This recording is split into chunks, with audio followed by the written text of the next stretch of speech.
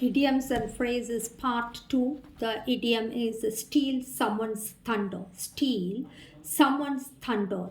Meaning for that is you are preventing another person from gaining prize, which means you are taking the rewards and awards or achievements of someone, you are stealing. So directing the attention and doing something to gain prize and preventing another person from gaining prize. So my friend claimed that his colleague tried to steal her thunder. My friend claimed that his friend tried to steal her thunder, which means someone is directly or indirectly stealing all your achievements, usurping, that you could say. The next one is call it a day. So the idiom call it a day, meaning for that to stop doing something. So call it a day, which means that to stop doing something. Next to my house, construction work is going on, which was quite noisy, and so I made them to call it a day during night, which means I told them not to continue in the night time, to stop it during the night time. Next one, better late than never. Better late than never. It is an idiom, meaning for that to do something rather than not doing something. So to put it in a nutshell, something is better than nothing. So my friend thought something is better than nothing. Instead of sitting at home, he started to go to a job where he can earn some amount, which could be more like a pocket money. So you could say that my friend felt that better late than never. Instead of sitting at home, he can earn. That is the meaning. So the next to that is stick to your guns. Guns, guns. Stick to your guns, which means, see, when you are hearing this, stick to your guns, a gun, why are they using such a word, gun? It sounds somewhat strong. But the real meaning for that is you have to stay morally strong. You have to be firm in your decision. That is the meaning. You have to be firm, you have to be strong, strict to your guns, which means strict to your points, be confident. To put it in a nutshell, be confident. So, my lawyer advised me to stick to my guns when I am addressing in the court. So, whatever it is, you have to be firm and you have to be strong. You should not collapse, you could not deviate from your point. That is the meaning. So, next idiom, leave no stone unturned. Leave no stone unturned. Meaning for that is someone who is, to look everywhere without missing a spot, or take every effort possible to achieve something, or to put it in a nutshell, make use of the opportunity. Leave no stone unturned. My parents always advised me not to leave a stone unturned, which means don't miss any of the opportunities to prove yourself. And the idiom is clouds on the horizon. Clouds on the horizon, meaning for that is problems and trouble. So if you are facing some, if you expect that you could face a problem or you could face a trouble, you could say that I can easily sense clouds on the horizon. So which means you can easily make out you're going to face some problem or trouble.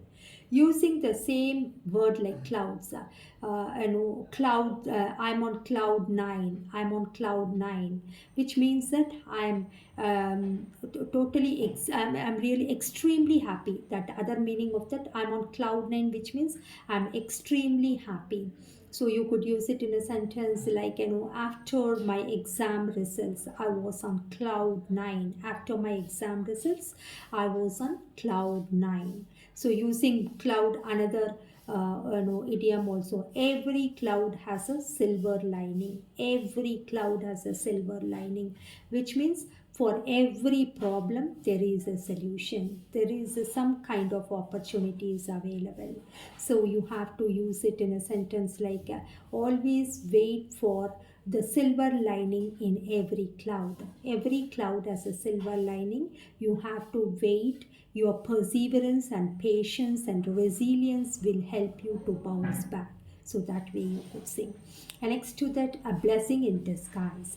Blessing in disguise is something that you think is bad, but it turns out to be a blessing. So blessing in disguise, which means you don't like before doing it, what is this? Why is it needed? Unnecessary like that. But later you realize that what you have done is something, the most you are desperate for. It is a very important thing. Otherwise, you would have missed it. So you could use it in it's a blessing in disguise to meet my friend after a long time, which means you might have a kind of dilemma that after a long time meeting this particular friend, is it going to worth, will that friend appreciate your value or respect, but after meeting you felt that some good thing happened. So you could say that I feel worth, I feel that it is a blessing in disguise that I met my friend after a long time. So a blessing in disguise is something that is you decided might be bad, but it has turned into good. Next one, blue in the face. Blue, blue, blue in the face, which means you got exhausted due to strain or anger, something that sucked all your energy. So you could say that after the gym, I turned blue in the face, which means you got exhausted. You are literally strained, or you feel that so much you exercised here, but not reducing weight. So blue in the face. After hitting gym, I feel blue in the face, which means that though there is no result, you are exhausted, you are not able to reduce weight. Any meaning that is describing something like you are exhausted, frustrated, you are disappointed. That is a meaning. Make a long story short. Make a long story short, which means to say something in simple word, or generally we say it right, put it in a nutshell, make it crisp. So my teacher advised me to make a long story short whenever I write essays. So which means make it short, precise, to the point. Next one, cup of tea. Cup of tea, which means this is an idiom, not something that a person would do. So if you say that this is not my cup of tea, which means this is not something I am capable of, or this is not my passion, or this is not my interest. So if you say that singing is not my cup of tea, which means you are not good in that, you don't have the proper skill in that. Next to that, beating a dead horse. HORSE, beating a dead horse, that is a meaning, which means overdoing something, or something that is pointless, the action that is pointless, it is not going to give you a fruitful result. So beating a dead horse.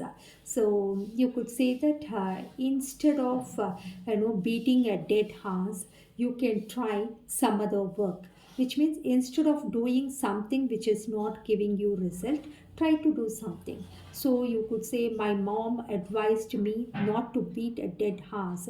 Instead I have to try something new. Next to that, speak of the devil. Speak of the devil, which means it refers to a person, as soon as they are being mentioned. So speak of the devil. So speak of the devil, which means you are talking about. Sometimes we say, "Oh, you are 100 years old. I was talking about you. I was thinking about you immediately. You had come." So that is the meaning. Speak of the devil. When you hear it as an idiom, speak of the devil, you feel it in a negative way. but the real meaning for that is you were thinking about or talking about someone. When you are thinking or talking, that person immediately appears. So you could say that, speak of the devil, here he comes, which means that, oh my god, we were talking about him, immediately this person has come. So that is the meaning. Next to that, let sleeping dogs lie. Lie. Lie. Let sleeping dogs lie. Meaning for that is to stop discussing something that is already over or sorted. For something there is a resolution made, and again speaking about, there is no point. So sleeping let sleeping dogs lie. Meaning for that is, stop something which has come to an end. So you could say, I advised my friend to, let sleeping dogs lie and move ahead with our new project. So which means something that had come to an end, I advised my friend to stop it and start do something better. And using another animal name like, let the cat out of the bag. So which means reveal the secret, or tell the truth. You could say that when we group of friends were discussing about an important topic, I told one of my friends to let the cat out of the bag.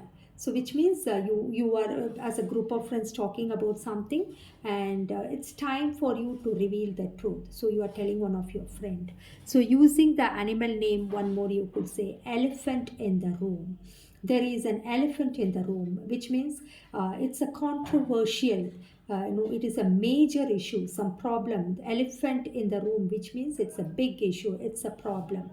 You could say that we must look into the elephant in the room, don't ignore it. So which means that we have to look into the major problem immediately. And always I used to say that, to say it in a nutshell, to put it in a nutshell, already told, which means that come to the point. So my teacher advised me to put it in a nutshell, rather beating around the bush. So beating around the bush, to put it in a nutshell, almost gives the same meaning. Worth its weight in gold. Worth its weight in gold, which means something that is quite exorbitant, expensive, highly valuable.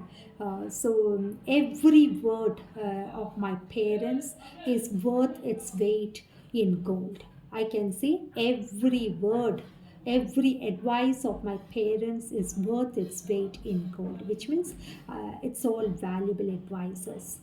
Okay, and the last one in this, I would say a piece of cake, which means it's an easy task.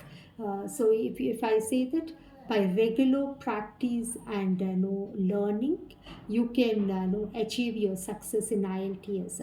So IELTS, it is a piece of cake by proper learning, practice, and taking mock test, that you could say.